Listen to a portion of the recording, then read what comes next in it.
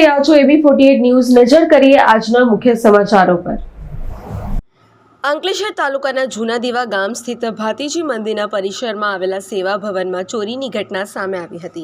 અજાણ્યા તસ્કરોએ સેવા ભવનમાં મૂકવામાં આવેલા આશરે ₹80,000ની કિંમતના પિત્તળના વાસણોની ચોરી કરી ફરાર થઈ ગયા હતા। મંદિર ટ્રસ્ટના વહીવટદાર મનુભાઈ સિરવીએ આ બનાવ અંગે પોલીસ ફરિયાદ નોંધાવી હતી। ફરિયાદના આધારે અંકલેશ્વર એ ડિવિઝન પોલીસે ગુનો દાખલ કરી તપાસ હાથ ધરી હતી।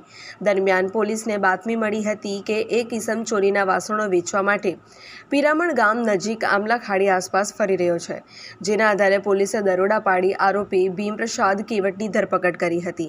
આરોપીઓએ ચોરીના અન્ય ગુનાઓને પણ અંજામ આપ્યો છે કે કેમ એ સહિતની તપાસ શરૂ કરી છે।